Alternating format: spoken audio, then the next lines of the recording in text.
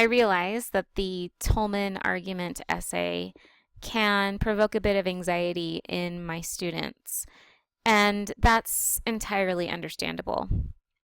The Toulmin method identifies and provides labels for various elements of argumentation that we may be unfamiliar with. It isn't that we're unfamiliar with the element, it's that we're unfamiliar with the label associated with that element. So I've designed this video so that you can become a bit more familiar with what's being asked of you for this assignment. Let's go ahead and jump right in with a bit of an introduction to this guy, Stephen Toulmin. I like this quote. He says, "A man demonstrates his rationality not by a commitment to fixed ideas, stereotype procedures, or immutable concepts, but by the manner in which and the occasions on which he changes those ideas, procedures, and concepts." I find that this quote is particularly applicable to what we're learning in this class, which is critical thinking. Critical thinking allows us to see beyond our preconceived ideas or opinions about certain topics. So we may come into this class with very fixed opinions, but the purpose of education and the purpose of critical thinking is to acknowledge the fact that those opinions, while valid, may not be as objective or as far-reaching as the reality of the situation. That's sort of what we're exploring in our Toulmin essays. Let's go ahead and take a look at our Toulmin argument essay information. The purpose is to use MLA documentation and MLA formatting to craft a bulletproof argument. You have two prompts to choose from. One has to do with healthcare, specifically single-payer healthcare systems. Should the United States move to a single-payer sort of Medicare for all healthcare system? Your claim needs to be very clear. It needs to answer that question. Either yes, the United States should move forward with that type of system, or no, it should not. A Toulmin claim draws a very clear line in the sand between two sides of an argument. I've provided you with a few sources that you can use as references just for your own understanding of the topic. You can also cite those, refer to those in your paper if you use proper MLA documentation. The second possible prompt has to do with free college tuition in California. Should the entire state of California move forward with tuition-free college? Again, the claim either is very simple. It either needs to say no, California should not move forward with tuition-free college, or yes, it should. Again, I've provided some resources here for you to gain a better understanding of the conversation that's happening at the legislative level right now in California.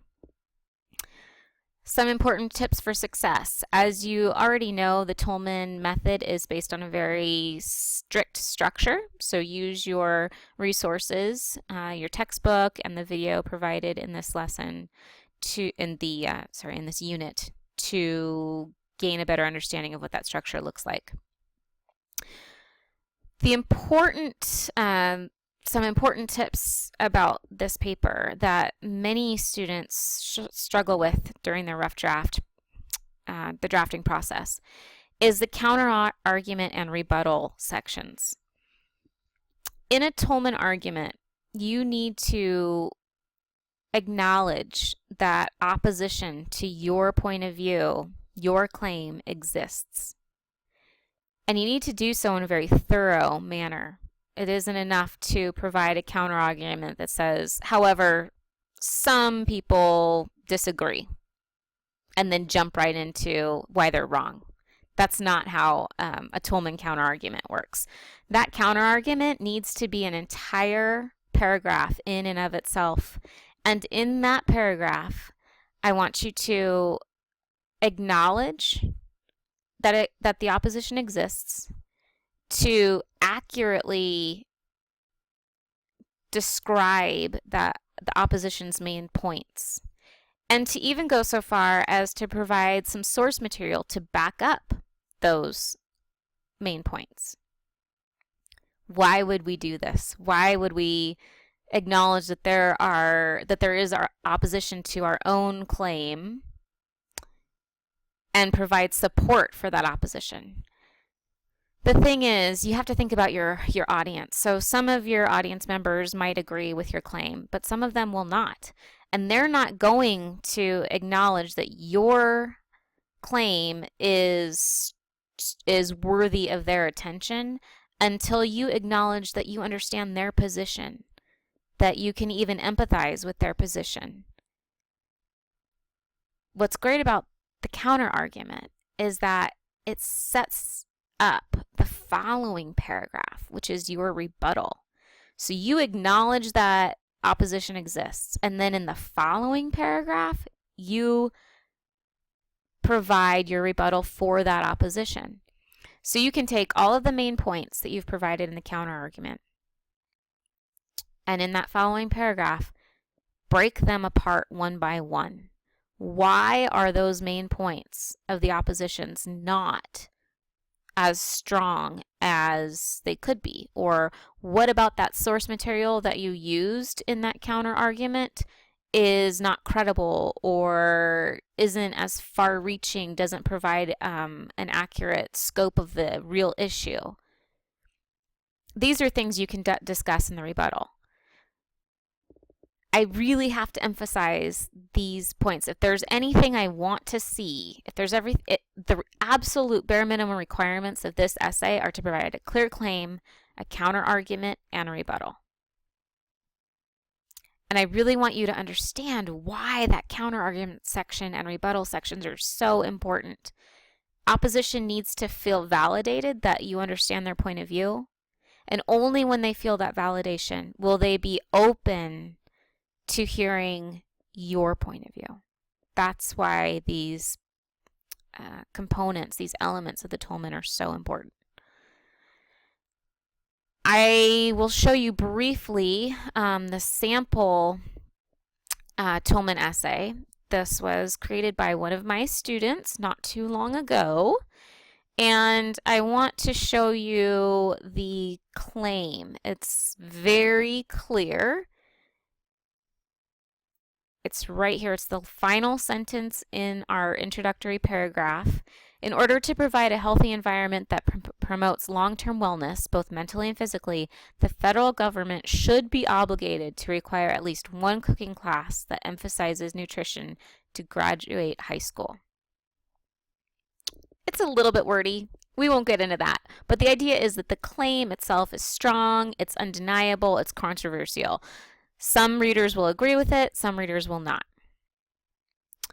I then want to jump into the counter-argument section, which is very clear because it begins right here. The opposition to the implementation of a nutrition-based cooking class in public schools as a requirement may be reluctant due to the pure economics of cost and limited time in schools. Again, it's not the most well-phrased sentence, but it tells the reader that you're moving into that the author is moving into the counter argument section.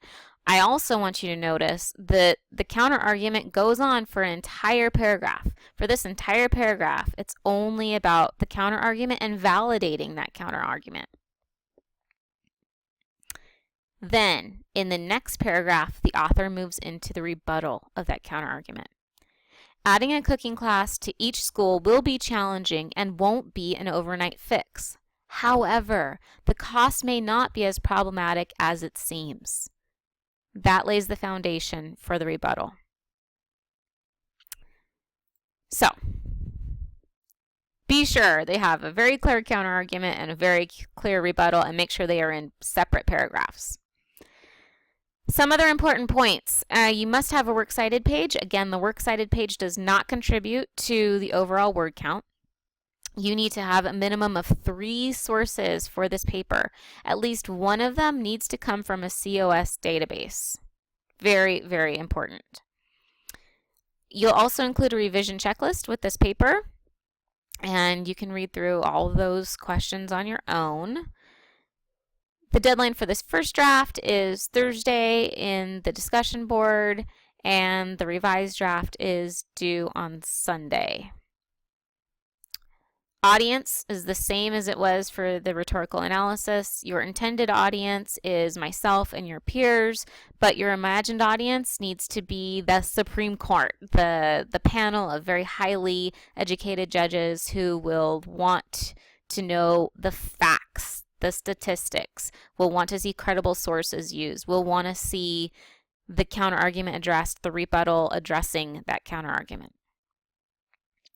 Make sure that your Toulmin argument presents a firm stance, but it avoids all those pitfalls of bias. We have the bias lessons in this unit. Make sure you read them. Again, 500 to 700 words, and only the actual essay contributes to that word count. Paper needs to be formatted in MLA. More information about documentation, and this paper will also be graded using the argumentative writing rubric. Okay, that sums up this assignment. If you have any questions, please let me know. Monday through Friday, I'm available to take them. Okay, good luck, everyone.